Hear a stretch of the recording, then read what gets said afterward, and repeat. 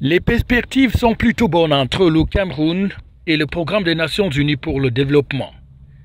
Aliou Mamadou Dia, le représentant résident du PNUD, reçu en audience par le ministre des Finances Lupaul Moutazé, l'a révélé à sa sortie de l'entretien qu'il a eu avec le membre du gouvernement camerounais. Sur la table, de nombreux sujets touchant à l'économie et au développement du Cameroun, impulsés par le chef de l'État.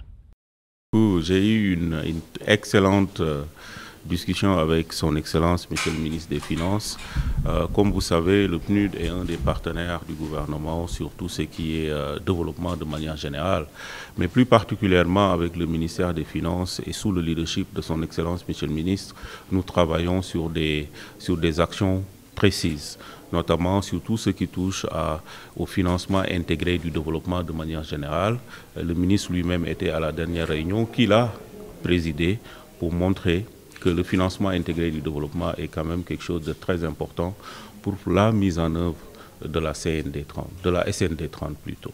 Nous avons beaucoup parlé aussi de finance inclusive. Le gouvernement vient d'adopter une stratégie pour la finance inclusive 2023-2027, je crois, et sous aussi le leadership de son Excellence, Monsieur le ministre, on est en train de voir comment le PNUD et l'ensemble du système des Nations Unies va mettre en place un programme ou un projet important pour accompagner le gouvernement, notamment le ministère, dans la mise en œuvre de cette stratégie-là, pour être sûr que les services financiers soient accessibles aux populations les plus vulnérables.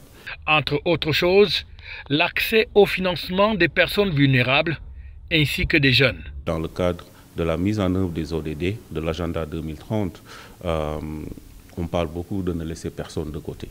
Et quand on parle de ne laisser personne de côté, je pense que c'est les populations les plus vulnérables, ceux qui sont en milieu défavorisé, en tout cas en milieu rural, puissent avoir accès aux services financiers.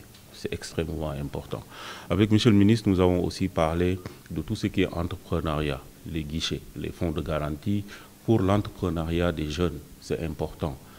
Ce pays, l'Afrique, ne peut pas se développer si les jeunes ne jouent pas pleinement leur rôle dans les processus de développement, de créer tout ce qui est petites et moyennes entreprises, des start-up.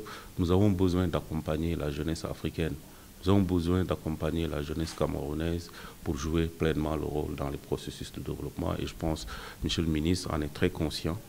Un fonds de garantie qui est en train d'être mis en place pour que les jeunes puissent aller vers les banques et de pouvoir lever des fonds avec un risque qui est amoindri. Donc nous avons parlé de toutes ces questions-là. Nous avons plus ou moins parlé aussi des perspectives, et je crois que les perspectives sont bonnes entre le PNUD et le ministère des Finances, mais aussi entre le PNUD et le gouvernement de manière générale. Arrivé au Cameroun au mois d'avril dernier en provenance de Lomé au Togo, le représentant résident du PNUD est engagé à poursuivre le développement du Cameroun aux côtés du gouvernement, avec notamment de belles perspectives sur le plan du développement des régions du Nord-Ouest et du Sud-Ouest en proie à une crise sécessionniste depuis 2016. D'autres sujets d'importance ont donc aussi été développés pour la relation entre le Cameroun et le Programme des Nations Unies pour le développement. FH News, votre télévision.